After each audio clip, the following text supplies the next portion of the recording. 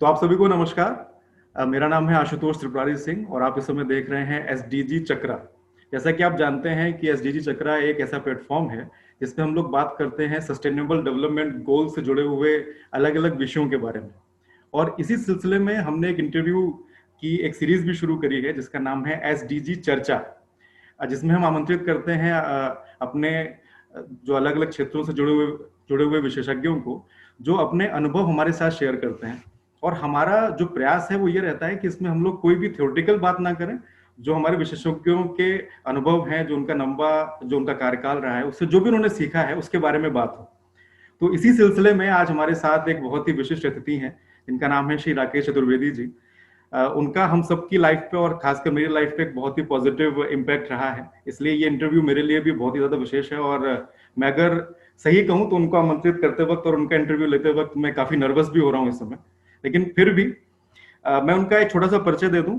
श्री राकेश चतुर्वेदी जी जो है वो पंचायती राज व्यवस्था के विषय के विशेषज्ञ हैं, जिन्होंने राज्य और केंद्र सरकारों के साथ और कई स्वैच्छिक संस्थाओं के साथ लंबे समय तक काम किया है। इसके साथ साथ ग्रामीण विकास में आपकी बहुत ही विशेष रुचि रही है। अगर मैं वर्तमान की बात करूं तो आप इस समय श्री श्री रविशंकर जी द्वारा स्थापित आर्ट ऑफ लिविंग संस्था के अंतर्राष्ट्रीय स्तर के प्रशिक्षक हैं।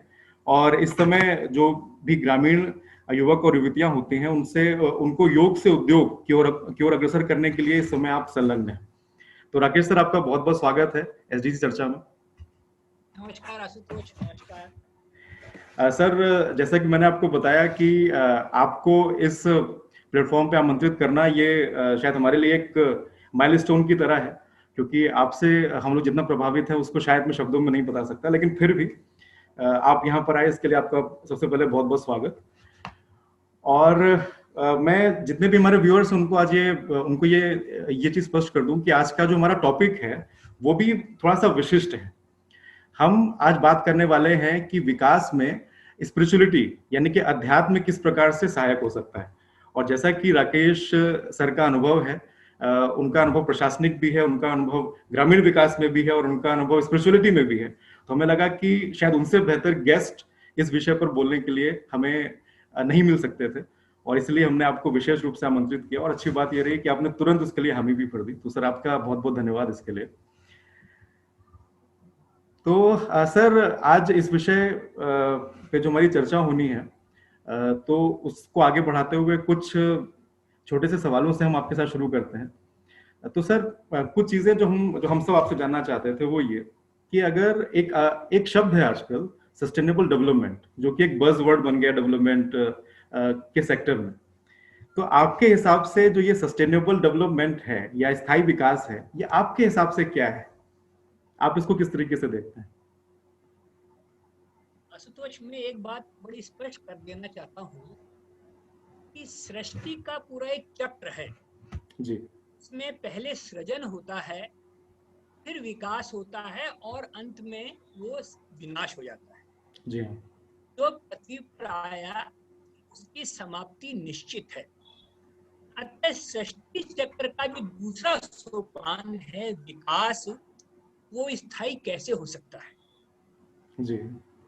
का मतलब बड़ा स्पष्ट है कि सस्टेनेबल या स्थायी जो चीज है वो एक मिसनोमर है। जी हाँ, स्थायित्व ये तो एक मान के मिथ है। चलो, जी। है ना। विकास तो एक सोपान है। हाँ, जीवन चक्र के इस जो विकास का सोपान है, मतलब जी। स्टेज है, इसको हम लंबा जरूर कर सकते हैं। जी। तो मेरे ख्याल से आपका शायद स्थायी से यही मतलब है कि विकास को दीर्घकालिक कैसे किया जाए।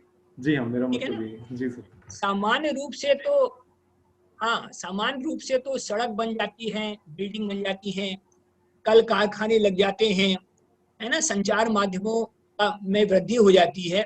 सामान्य रूप से हम इनको जो काम हो रहा है इसको विकास मान लेते हैं। जी हाँ। लेकिन ये भी स्थायी नहीं है।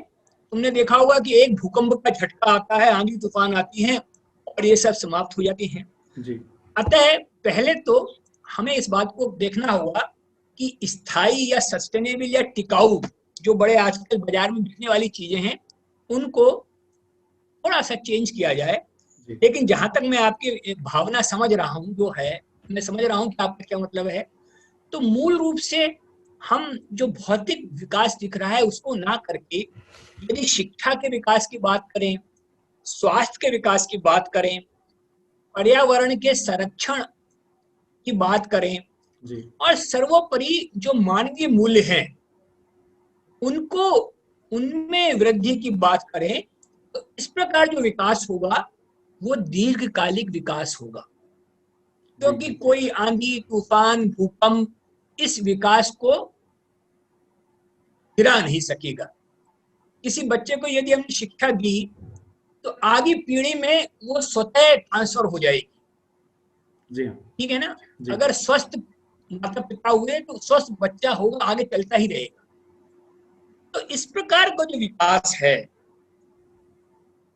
वो हमारा दीर्घकालिक विकास है। और सबसे बड़ी बात मैंने कहा मानवीय मूल्य, प्रेम, करुणा, सेवा, जिम्मेदारी, इन सब में यदि हम संवर्धन करते हैं, इनको यदि विकसित करने का प्रयास करते हैं, तो वो ही आपके शब्दों में सस्टेनेबल या टिकाऊ विकास हो सकता है, या मैं कहूंगा दीर्घकालिक विकास हो सकता है। और हमें इसी विकास की बात करनी चाहिए। जी ठीक है ना? तो जी इस दीर्घकालिक विकास की सबसे महत्वपूर्ण जो बिंदु है, पहलू है, वो यही है। जी अब सर आगे से हम लोग अपनी वार्ता में सस्टेनेबल और उसकी जगह टिकाऊ और स्थायी की जगह दीर्घकालिक विकास का, कम से कम मैं तो उसी शब्द का प्रयोग करूंगा। नहीं सर, आप करेंगे। और आपने क्योंकि उसके कॉन्सेप्ट को भी बड़ा क्लियर कर दिया है कि स्थायी तो कोई भी चीज नहीं हो सकती, दीर्घकालिक हो सकती है। तो इसकी जगह पे मैं भी आगे के इंटरव्यू में दीर्घकालिक का ही प्रयोग करने वाला हूँ। और सर आपने एक चीज और कही कि जो ये दीर्घकालिक विकास जो आपने बोला, उसमें आपने एक चीज बोला कि मानवीय मूल्य जो है सबसे जरूरी होते हैं। तो आपको लगता है कि अगर किसी भी तरीके का विकास हो जिसको हम लंबे समय तक बरकरार रखना चाहते हो, जिसको दीर्घकाल तक बरकरार रखना चाहते हो, तो उसका क्या सबसे जरूरी पक्ष मानवीय मूल्य ही है या इसके अलावा भी कुछ है? देखो, सबसे जरूरी पक्ष मानवीय मूल्य है, इसमें कोई संदेह ही नहीं है। जी क्योंकि जो भी तथाकथित विकास हो रहा है उसके ह्रास का कारण भी यही है कि समाज में नैतिक मूल्यों की कमी आ गई है। ठीक है ना? यदि समाज में नैतिक मूल्यों को ध्यान में रख करके अगर कोई कार्य किया जाता है, किसी समुदाय विशेष, जाति विशेष, वर्ग विशेष या धर्म विशेष को ध्यान में न रख जो कार्य किया जाता है वो निश्चित रूप से मानवीय मूल्यों से परिपूर्ण होगा और वो दीर्घकालिक होगा। ये मेरा बिल्कुल मानना है। तो जो आजकल विकास की कंसेप्ट आ गया है जिसमें इन सब चीजों को ध्यान में रख रहे हैं, जाति, धर्म, वर्ग विशेष को, तो वो असली इस दीर्घकालिक विशेष की बाधा है।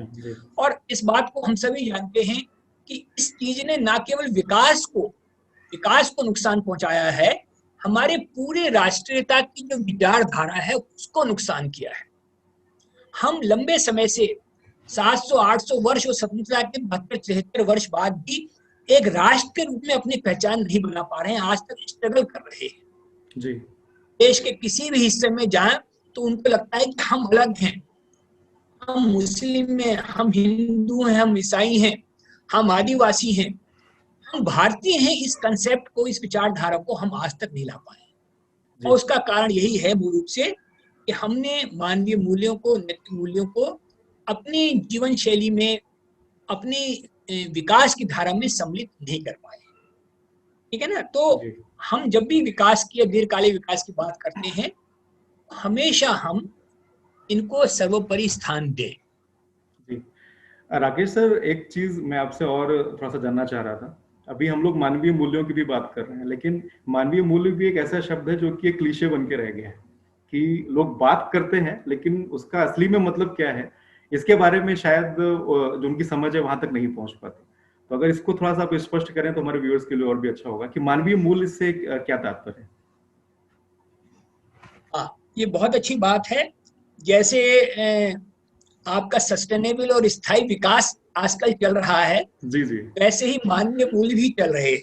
जी लेकिन मानवीय मूल्य क्या है, मैं थोड़ा सा इसमें आपको एक बात और स्पष्ट कर दूं कि कुछ चीजें मानव की प्रकृति में अंतर्निहित हैं, जी जैसे प्रेम है, करुणा है, हम्म, दूसरों को देख करके उन पे दया की भावना उमड़ती है, यदि किसी को अपने से निचले हालत में देख लें, है ना। हम्म, सेवा है। तो ये सारी जो चीजें हैं, ये एक मनुष्य की प्रकृति में, उसके स्वभाव में है। हम्म, अंतर क्या हो गया है कि ये सब चीजें बाहरी प्रभाव में आकर के, बाहरी परिवेश से घिर करके वो दब गई है। तो हो क्या गया है कि हम अपने स्वभाव में ना रह करके, मनुष्य अपने स्वभाव में ना रह करके दूसरों के बाह्य प्रभाव में रहने लगा है। जी तो हमें क्या करना है कि जो मनुष्य के अंतर्निहित गुण हैं, बच्चे के पैदा होते ही वो आपको झलकने लग जाते हैं, हम्म, है ना। वो नहीं जानता उसकी माँ कौन है, लेकिन पहचानता है कि मेरी माँ ये है, क्योंकि माँ से उसे जो मिलता है उसे वो अप्रत्यक्ष रूप से जानता है कि ये प्रेम है, हम्म, वो उसके स्वभाव में इनहेरेंट है। लेकिन जो जो बड़ा होता जाता है, सामाजिक चीजों को देखता है, पर्यावरण, उन सब में वो प्रेम उसका दब जाता है। तो इन सब चीजों को स्फुटित करने का हमको प्रयास करना पड़ेगा, और वो है, उसका माध्यम है अध्यात्म, जी है ना। अध्यात्म भी आजकल बड़ा मिसनोमर हो गया है, बहुत बिकता है, बहुत बाजार में बिकता है। जी, उसका तो भी मैं एक विषय अध्यात्म के है। बारे में भी एक बड़ी अच्छी बात बता देता हूँ कि अध्यात्म भी आत्म और अध्ययन, अपने को अध्ययन करना, हम्म, अपने को केंद्रित करना, अपने को ध्यान में जाना अध्यात्म है।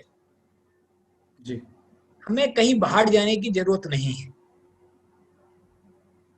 हाँ सर, अभी आपने अध्यात्म का एक बहुत ही एक जो संक्षेप में आपने जो बात कही, आत्म प्लस अध्ययन, यानी अपने आप को जानना ही अध्यात्म है।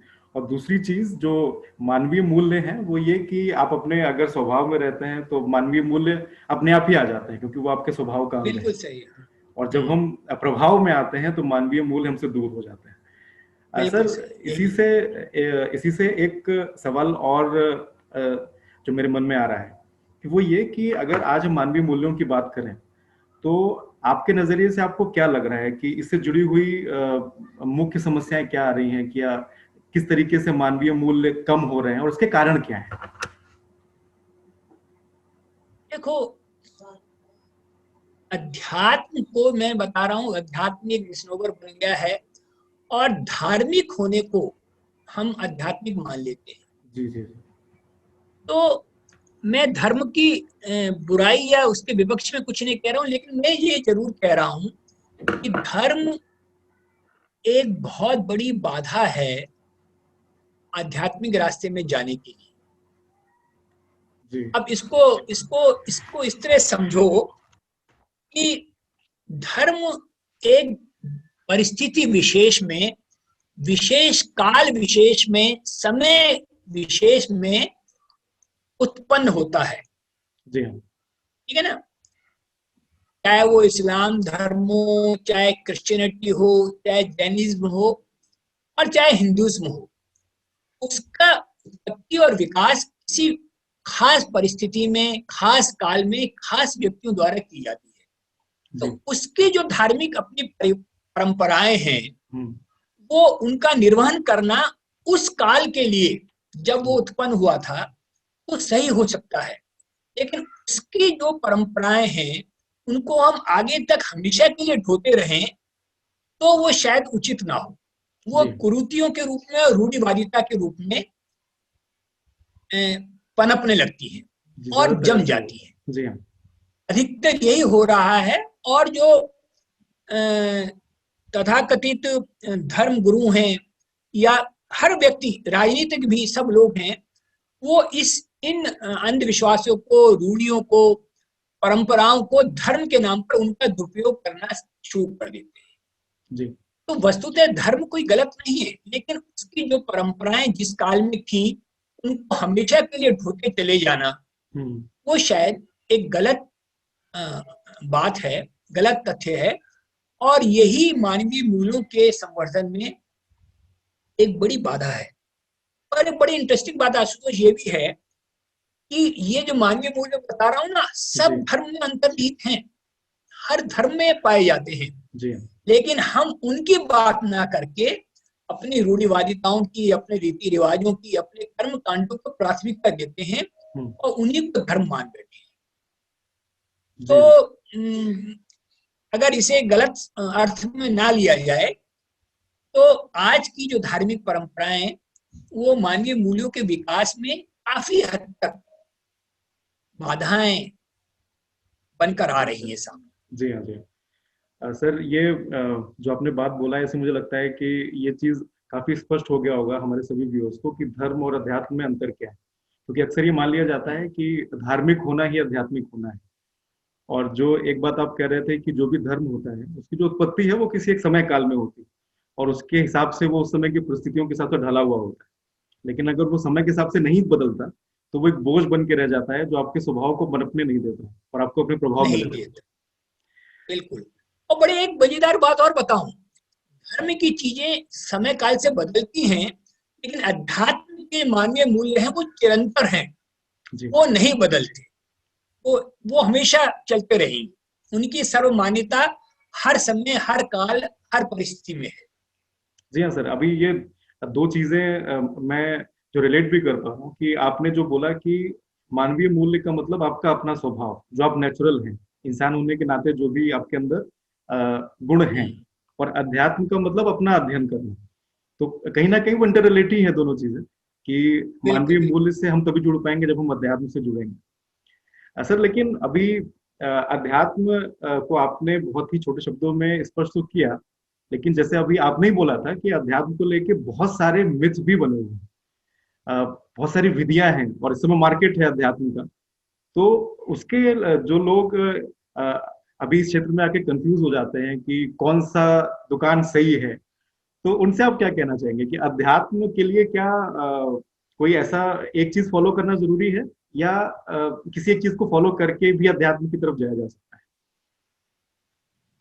तो मैं एक बात बताऊं, मैंने जैसे बताया कि अध्यात्म के जो अंतर्निहित चीजें हैं जी वो तो सब में एक है, वो परिवर्तित नहीं करती है, जी केवल उनके लेवल अलग अलग हो सकते हैं। हम्म, हिंदू धर्म में, हिंदू सनातन धर्म जिसे हम कहते हैं, परंपरा में अध्यात्म ही था मुख्य रूप से। और उसमें एक सबसे अच्छी बात ये थी कि जो सही माने में आध्यात्मिक व्यक्ति थे, धर्म गुरु हैं आज भी, जी वो इन मूल्यों को हमेशा सतत बनाए रखते हैं। जी तो जो दुकानों की बात तुम उठा रहे हो उसको मैं कहना चाहूंगा, जहां भी रहो तीन चीजें हमें करनी चाहिए, जी तब हम कहीं जाकर अपनी आस्था को विकसित कर सकते हैं। हम्म, एक तो चाहे किसी भी परंपरा, किसी भी संत, किसी भी गुरु, किसी भी आपके शब्दों में दुकान के पास हम जाएं, एक तो ये कि उसके प्रति जो भी हम करते हैं एक दीर्घकालिक, लॉन्ग टर्म हमें उसमें लगना पड़ता है, जी लॉन्ग टर्म। दूसरा, निरंतर कंटिन्यूटी बनी रहनी चाहिए। जी और तीसरी बात यह है कि हमें उसके प्रति आस्था होनी चाहिए, जी एक आदर होना चाहिए कि जो हम कर रहे हैं वो पूर्ण श्रद्धा आदर के भाव से कर रहे हैं। इन तीनों चीजों को लेकर के यदि हम चलते हैं तो कोई भी, किसी भी को भी हम माने, किसी को भी स्वीकार करें, तो निश्चित रूप से हमको फलदायी होती है। जी और इनका पालन करने पे हमें अपने आप एक ज्ञान होता है कि हम सही स्थान पर हैं या नहीं है। जी तो ये भी, ये इनका पालन करते हैं जब, मैंने तीन चीजें बताई। जी एक क्या बताई? दीर्घकालिक, दीर्घकालीन होना, उसके बाद निरंतर होना। कंटिन्यूटी होना, तारतम्यता, प्रैक्टिस रेगुलर होना, जी और जो आ, भी हम करें उसके प्रति एक आस्था। आस्था, आदर, जी आदर का भाव हो, आस्था हो। तो हम में स्वयं एक ऐसी शक्ति उत्पन्न होती है जो हमें बता सकती है कि हम सही जगह पर हैं या नहीं।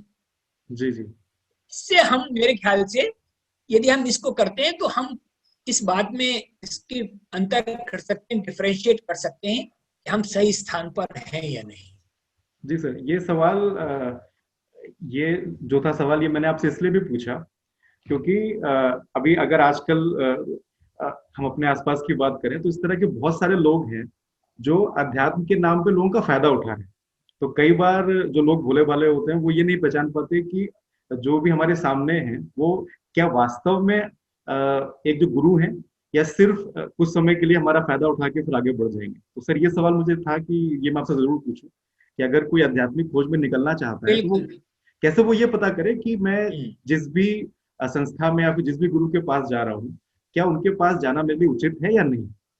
क्योंकि जो जो भी लोग हैं जिनके पास जाना उचित नहीं है, उनके लिए वो दुकान नहीं है। तो वो सिर्फ लोगों का कि हाँ ये तो आध्यात्मिक हैं और आइए और हमारे पास इस तरह से आप अपना कुछ भी करिए, उनसे इन्वेस्टमेंट करा के, और उनका मतलब होता है कि हम कुछ पैसे बना लें। और उस चक्कर में जो लोग सही काम कर रहे हैं उनके ऊपर भी इस तरह की चीजें आनी शुरू हो जाती हैं। तो सर मुझे लगता है ये काफी स्पष्ट हुआ होगा हम सभी को।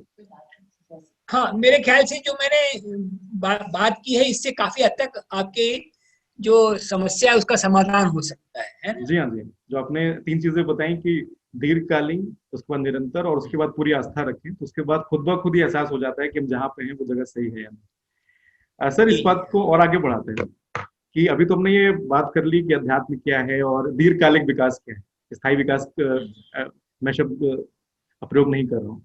तो सर अध्यात्म हम्म, का दीर्घकालिक विकास में क्या महत्व हो सकता है, अगर इन दोनों को एक साथ रख के देखें। क्या महत्व हो सकता है अध्यात्म का दीर्घकालिक विकास में? जी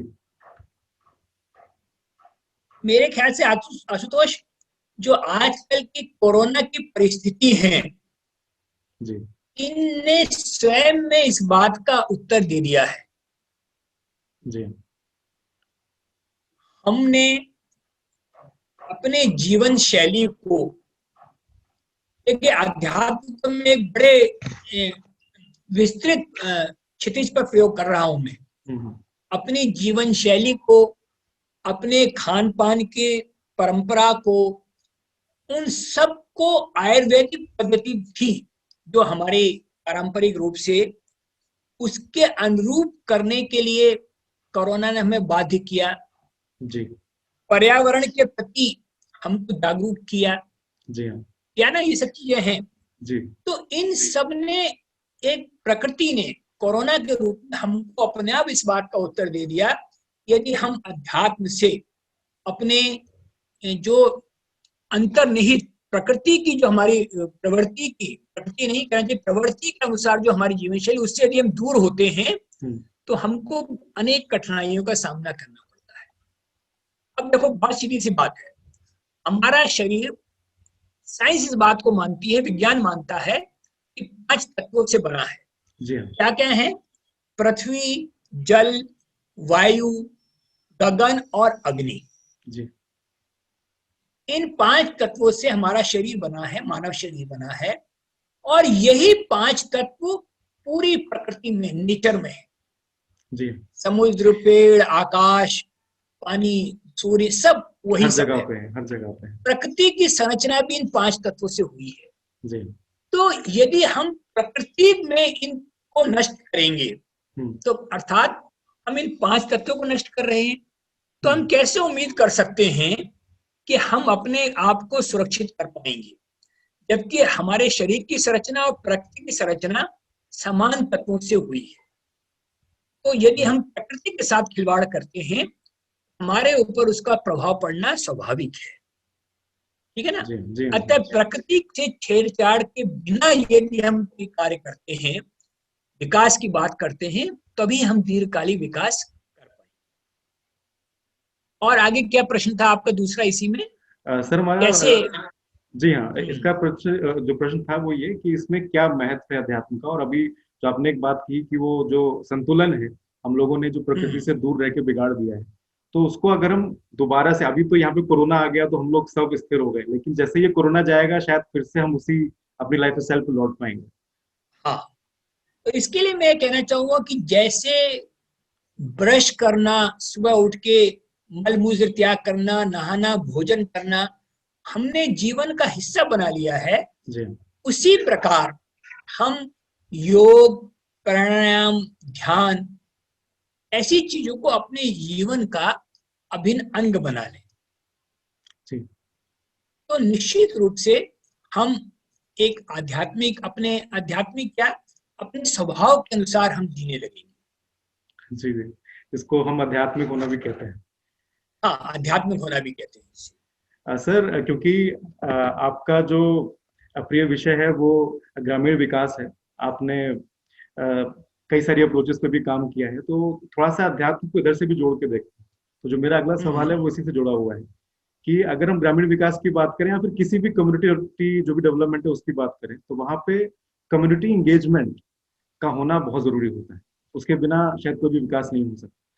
तो उसके लिए किस तरह की अप्रोचेस, किस तरह का संचार और किस तरह के मानसिकता परिवर्तन की जरूरत जो होती है, और उसमें अध्यात्म किस प्रकार से सहायक हो सकता तो इसमें आशुतोष एक बात ध्यान रखने वाली बात है है?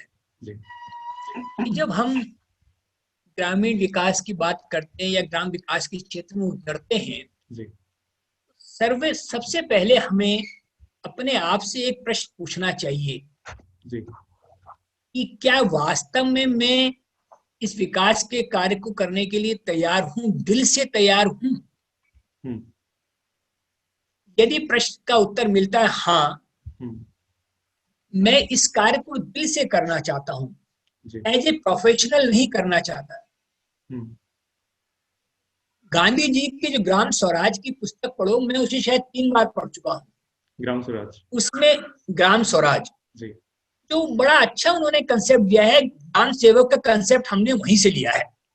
जी वो ग्राम सेवक कहते हैं कि गांव का ही कोई युवक युवती होगा हम्म और वो स्वयं से भी होगा, हम्म जो चाहता होगा कि दिल से उस ग्राम की वो तरक्की करना चाहता है, क्योंकि वो उसका गांव अपना है।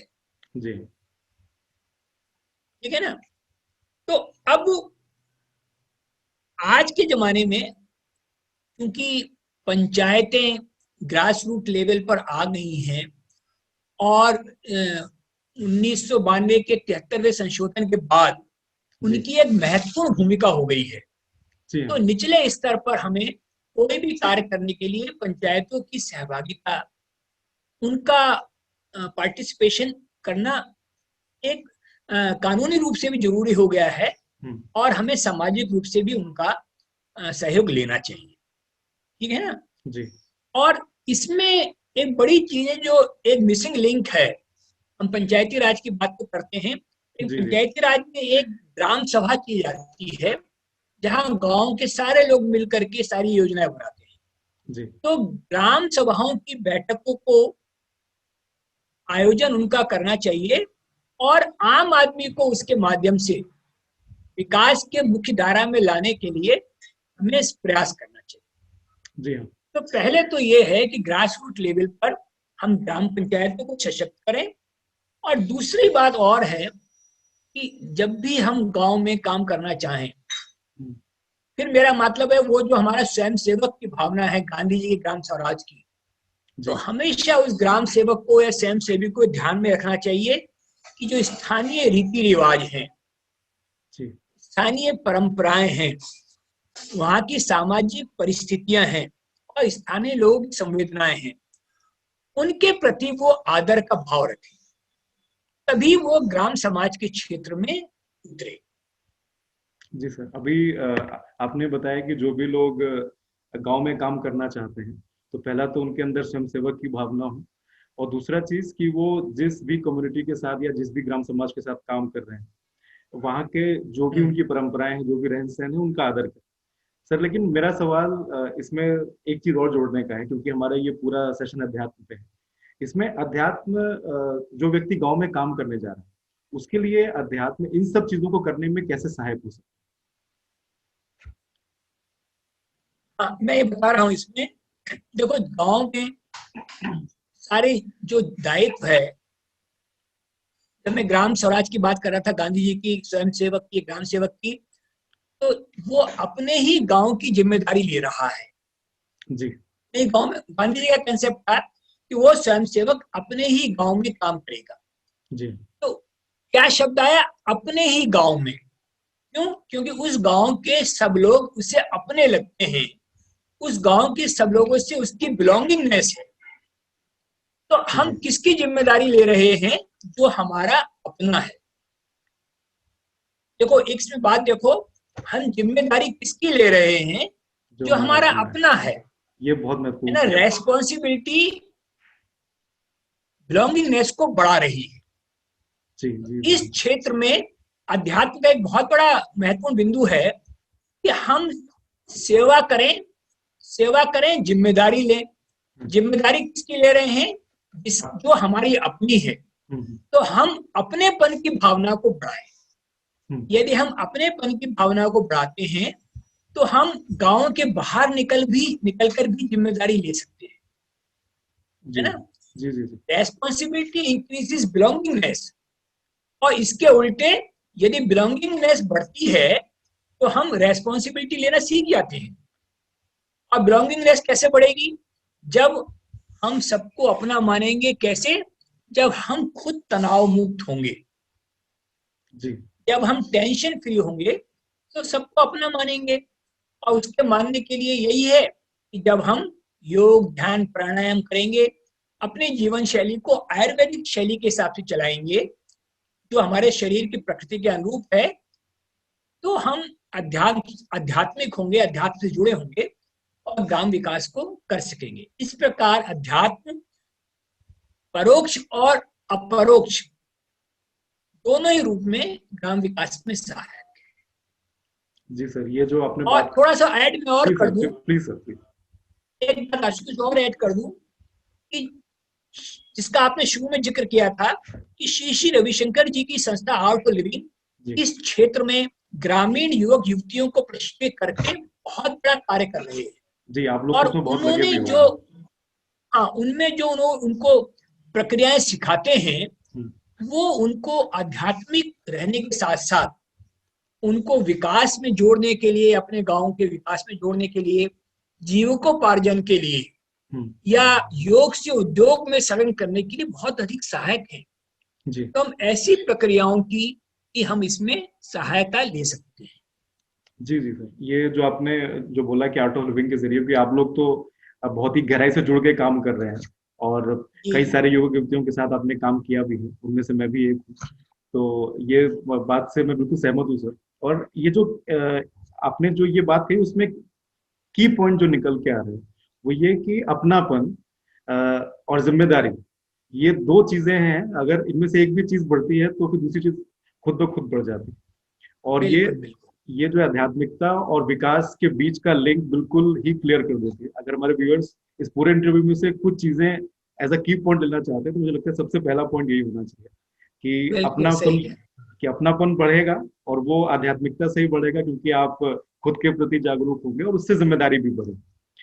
तो सर अभी तो बात ये हो गई कि अगर हम ज्यादा आध्यात्मिक होते हैं तो हम ज्यादा जिम्मेदारी से काम कर पाएंगे क्योंकि हम लोगों से ज्यादा अच्छी तरीके से जुड़ पाएंगे। लेकिन अभी भी आध्यात्मिकता एक बहुत बड़ा शब्द हो जाता है कई लोगों के लिए। वो ये सोचते हैं कि ये रोजमर्रा की जिंदगी से अलग है, इसके लिए हमें कुछ ऐसा करना पड़ेगा जो रोज हम नहीं कर सकते। तो सर इस मिथ को तोड़ने के लिए एक सवाल मैं आपसे पूछना चाहता हूँ कि रोजमर्रा की जिंदगी में जो आम लोग हैं वो ऐसा क्या क्या कर सकते हैं या क्या क्या उनको नहीं करना चाहिए जिससे वो ज्यादा आध्यात्मिक हो पाए और स्थायी विकास के लिए ज्यादा अपना योगदान दे पाए? देखो, रोजमर्रा की जिंदगी में मैंने बताया कि जैसे ब्रशिंग है, टूथ ब्रश करते हैं, टॉयलेट जाते हैं, खाना खाते हैं, सोते हैं, इसी तरह यदि योग, ध्यान, प्राणायाम को हम अपने जीवन का अभिन्न अंग बना लेते हैं तो ये हमारे लिए बहुत बड़ी एसेट होगा। तो इसे हमें करना चाहिए। और नहीं करने के दाम पर मैं आपको बताऊंगा कि व्यक्ति अपने लिए नशा नहीं करे, नशा शरीर के लिए नहीं करे, ठीक है? और समाज के लिए क्या नहीं करे? रसायन युक्त खेती ना करे, मतलब केमिकल के साथ खेती ना करे, क्योंकि वो शरीर को भी हानि पहुंचाती है और बड़े लेवल पर समाज को हानि पहुंचा रही है और पर्यावरण को भी, भूमि को भी, धरती को भी नुकसान पहुंचा रही है। तो अपने लिए मनुष्य नशा नहीं करे, समाज के लिए, पर्यावरण के लिए, धरती के लिए रसायन युक्त खेती ना करे, पॉलीथीन इत्यादि का प्रयोग ना करे, वो भी पर्यावरण के लिए और धरती के लिए बहुत नुकसानदायक है जी। ठीक है ना। और सर्वाधिक महत्वपूर्ण बात यह है जो व्यक्ति के लिए, अपने लिए भी है और व्यापक रूप से समाज के लिए भी है, कि वो तनाव मुक्त रहे, टेंशन फ्री रहे, तो वो शारीरिक रूप से स्वस्थ होगा, मानसिक रूप से स्वस्थ होगा और समाज के लिए व्यापक रूप से कुछ कार्य कर पाएगा। सर अभी इसमें एक शब्द जो आ रहा है वो है तनाव। आपने इसके पहले भी इसकी बात की और आपने शायद ये भी कहा था कि अपनापन बढ़ाने के लिए जरूरी है कि तनाव मुक्त हुआ जाए, इससे अपनापन बढ़ेगा। और ये आज जो हमने कई शब्द अभी यूज किए हैं, चाहे वो सस्टेनेबिलिटी हो, चाहे वो जो और भी चीजें हो, इस तरीके से टेंशन और तनाव भी एक बज वर्ड बन के रह गए हैं। तो अगर मैं आपसे संक्षेप में कहूँ कि तनाव का क्या कारण है और क्यों आज ये हमारे समाज में बढ़ता जा रहा है। हम लोग ये तो कह रहे हैं कि हम लोग बहुत डेवलप हो गए हैं, लेकिन उसके साथ एक चीज और हम बढ़ा रहे हैं, वो है तनाव। तो उसका मुख्य कारण क्या है और आध्यात्मिकता से इससे हम कैसे निपट सकते देखो, पहले तनाव क्या है मैं ये बता देता हूँ। हैं? जी मैंने शुरू में कहा कि जब हम स्वभाव में नहीं हैं, जी तो मतलब है हम किसी के प्रभाव में हैं जी और तनाव में हैं। जी बड़ी सीधी सी बात है कि जब हम नेचुरल नहीं है, सहज नहीं है, जो हमारा स्वभाव है उसमें नहीं है, तो मान के चलिए कि हम तनाव में हैं। जी तनाव का सबसे बड़ा कारण यह है कि हमने अपनी सहजता खो दी है। हम्म, दूसरा प्रश्न तुम्हारा आ रहा है कि ये तनाव भी को कैसे दूर किया जाए, जी है ना। तनाव को दूर किया जाए, इसका फिर वही आता है योग, ध्यान, प्राणायाम और जो हमारी जीवन पद्धति है आयुर्वेदिक, हम्म, उसका पालन। तो मेरा व्यक्तिगत अनुभव ये है जी कि इन चीजों से हम काफी सीमा तक तनाव से मुक्त रह सकते हैं। हम्म, यानी हमें जी सर, आप कुछ कहना चाह रहे हैं? नहीं नहीं, मैं हम्म, पूछ रहा था और इसमें और क्या बिंदु था, तीसरा बिंदु तुम्हारा क्या था? सर जो मेरे बिंदु थे वो ये कि आजकल के समय में इसमें आपने वो बात वैसे उसमें कवर कर दी है। मेरा तीसरा बिंदु ये था कि तनाव को दूर करने में अध्यात्म का क्या योगदान है। तो आपने वो बात उसमें ही सम्मिलित कर दी कि आप जिस तरीके से अपने नजदीक आते हैं और योग, प्राणायाम, ध्यान और जो हमारी आयुर्वेदिक जीवन शैली है उसको अपनाते हैं, तो तनाव खुद ब खुद दूर हो जाता है क्योंकि हम सहज दूर हो होता जाते है।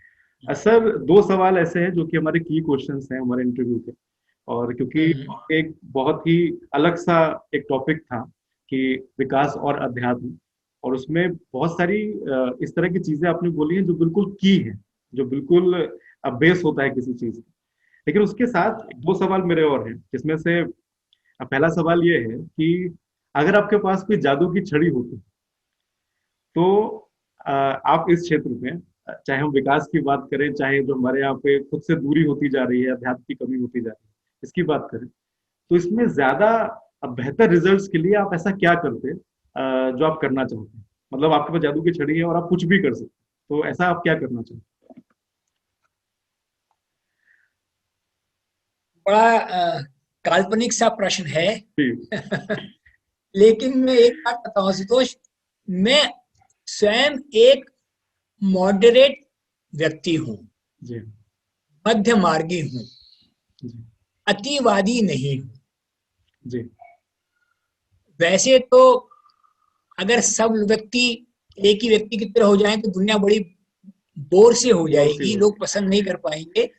लेकिन फिर भी मैं चाहूंगा कि अतिवादी होना, एक्सट्रीमिस्ट होना ना हो करके, यदि मुझ पे होती तो मैं सब लोग आत्म केंद्रित हो जाएं, सेल्फ सेंसर्ड, अपने आप को संयमित रखें और मॉडरेट तरीके से मध्य मार्गी होकर के जीवन को अपनाएं।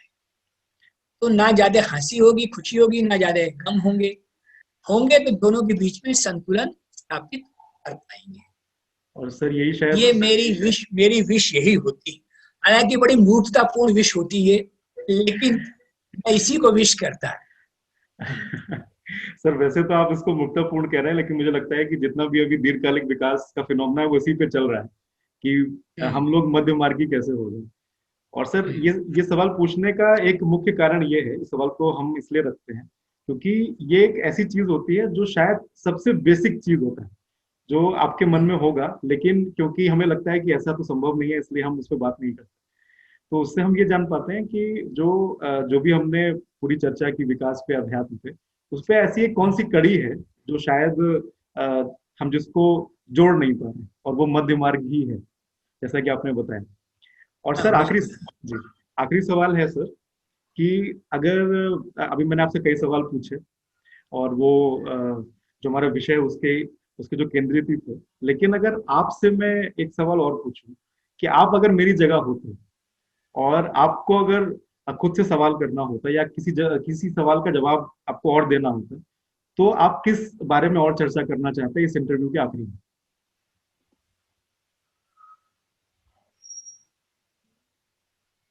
मैं नहीं जानता कि मैंने क्या काम किया है समाज के लिए, किसके लिए, लेकिन मैं एक प्रश्न जरूर पूछता कि अपने को समाज के लिए और उपयोगी बनाने के लिए मुझे क्या करना चाहिए।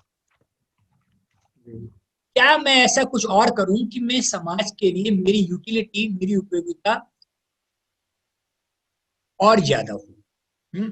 जी और इसके लिए अपने आप को ज्यादा उपयोगी बनाने के लिए मुझे अपने आप में क्या परिवर्तन लाने चाहिए, जी ये मेरा प्रश्न जरूर होता अगर मैं आपके स्थान पर होता तो। और सर क्या इसका जवाब भी आप देते? इसका जवाब तो जो हम लोगों ने डिस्कस किया आशुतोष, जी ये सारा उसी का जवाब, इसी प्रश्न पहला प्रश्न होता, जी और ये जो सारा हमारी चर्चा है वो शायद उसका जवाब होती, जी है ना। मैं आध्यात्मिक होता, मैं अपनी जीवन शैली कैसे रखता, कैसे मैं तनाव मुक्त रहता, कैसे गांव में काम करता, है ना, इन सब बातों को लेकर के यदि मैं चलता तो शायद मैं समाज के लिए ज्यादा उपयोगी होता। जी जी तो सारी चर्चा मेरे इस प्रश्न का जवाब होती। जी ये अगर जो, मैं तो ये समझता हूँ यही इसका जवाब होती, जी हाँ जी। है ना। सर अभी जो भी आपने ये सारी चीजें हमारे साथ डिस्कस की, उसमें से जो मुझे लगता है कि जो भी लोग हमारे साथ जुड़े हैं या फिर आगे भी इस वीडियो को देखेंगे, वो कुछ जो बिल्कुल मुख्य बिंदु है उनको तो बिल्कुल समझ गए होंगे और शायद बिल्कुल स्पष्ट हो गया हो। जो आपकी जो चर्चा है उसमें से जो सबसे की पॉइंट जो मुझे लगा, जो मैंने आपसे बीच में भी बोला, कि आध्यात्मिकता का मतलब है खुद से जुड़ना, अपने स्वभाव में आना और किसी भी प्रभाव से दूर रहना। और अभी जो आप आखिरी में एक बात कर रहे थे कि मध्य मार्ग, और शायद सस्टेनेबल डेवलपमेंट, जिसको आप दीर्घकालीन विकास कह रहे हैं, क्योंकि स्थायी तो कोई चीज नहीं है। दीर्घकालिक विकास में भी शायद हम इसी की ही बात कर रहे हैं कि हम आज का जो हमारा विकास है उसको कैसे नियंत्रित करें, जिससे हमारे आगे आने वाली पीढ़ियां भी जो हमारे संसाधन है उसका प्रयोग कर पाए। और उसका एक ही रास्ता है, वो है मध्य मार्ग, जिसको आपने यहाँ पे अध्यात्म के तरीके से बहुत ही आसान शब्दों में स्पष्ट कर दिया। और सर सबसे अगर मैं इस इंटरव्यू का मोस्ट इम्पोर्टेंट टेक अवे जो मेरी नजर में है, वो ये कि जिम्मेदारी और अपनापन, ये दो चीजें ऐसी हैं जो साथ साथ चलती हैं। और अगर आपको विकास के लिए, चाहे वो ग्रामीण विकास हो या फिर किसी भी क्षेत्र में हो, अगर आप काम कर रहे हैं तो अपनापन होना जरूरी है, क्योंकि जैसे आपने बोला कि अपने गांव के लिए लोग अच्छा काम कर लेते हैं। तो ये अपनापन जहां तक फैलेगा उतना ज्यादा हम जिम्मेदारी से काम कर पाएंगे। और इस अपनेपन तक पहुंचने के लिए अध्यात्म और तनाव मुक्त होना बहुत जरूरी है। तो सर ये सारी चीजें जो थी, मुझे लगता था ये की था। और अध्यात्म को लेके जो लोगों के मन में भ्रांतियां हैं कि अध्यात्म तो एक ऐसी चीज है जो सिर्फ जंगलों में जाकर ही लोग कर सकते हैं, या अध्यात्म का मतलब धार्मिक होना है, तो ये भ्रम भी लोगों के टूटे होंगे। और किस तरीके से विकास और अध्यात्म को हम अलग करके भी नहीं देख सकते, ये भी लोगों के समझ में आया हो। तो सर एक बार आपका फिर से धन्यवाद कि आपने अपना इतना सारा समय दिया और इतनी सारी बातें हम लोग के सामने क्लियर की। सर आखिर में कुछ कहना चाहेंगे एसडीजी चक्रा के लिए और जो भी ये प्रोग्राम हुआ उसके लिए? बस ये आपका आशुतोष प्रयास बहुत अच्छा है, धन्यवाद सर। और मेरी शुभकामनाएं हैं कि आप इस प्रयास के माध्यम से तो मेरा प्रश्न था कि मैं अपनी उपयोगिता कैसे सिद्ध कर पाऊंगा। शायद आप इसी दिशा में चल रहे हैं कि कोरोना जैसे काल में भी आप अपनी उपयोगिता कैसे सिद्ध कर पा रहे हैं। धन्यवाद। इस जो आप कर रहे हैं ये उसी प्रश्न का उत्तर आप खुद दे रहे हैं। आपकी जो एक्टिविटी है, आपका प्रयास उसी प्रश्न का उत्तर है। मेरी शुभकामनाएं और आशीर्वाद आपके साथ है। सर बहुत बहुत धन्यवाद। और थैंक यू। मैं अपने व्यूअर्स को फिर से बता दूं कि ये जो इंटरव्यू था ये मेरे लिए सबसे मुश्किल इंटरव्यू है, क्योंकि राकेश सर जो मेरे सामने बैठे थे और उनसे इतना कुछ सीखा है हमने कि उनसे सवाल करना मेरे लिए सबसे मुश्किल था कि उनसे मैं कैसे सवाल करूं। और आखिरकार ये लैंडमार्क भी हमने कंप्लीट कर लिया। सर आपने इतनी जो सहजता से सब जो भी मैंने सवाल पूछे थे उनका जवाब दिया और मुझे भी पूरी तरह सहज बना के रखा और इतनी सारी चीजें शेयर की जो हमारे व्यूअर्स के लिए बहुत उपयोगी होंगी। उसके लिए बहुत बहुत धन्यवाद। और थैंक आपसे यू आशुतोष। और आपसे अनुरोध है कि हम आपको बीच बीच में और भी परेशान करते रहेंगे। आपके एक्सपीरियंसेस, आपके व्यूज और आपकी जो आपके विचारों की जो स्पष्टता है उसकी हमें जरूरत हमेशा पड़ने वाली है। तो हम आपको और भी कई सारे इंटरव्यूज के लिए आमंत्रित करेंगे और साथ में विशाखा मैम को भी आमंत्रित करेंगे। तो इस तरह मुझे समाज में अधिक उपयोगी बनाने के लिए भी तैयार करोगे। Thank you Ashutosh, thank you. जी सर, बहुत बहुत नमस्कार। Thank you.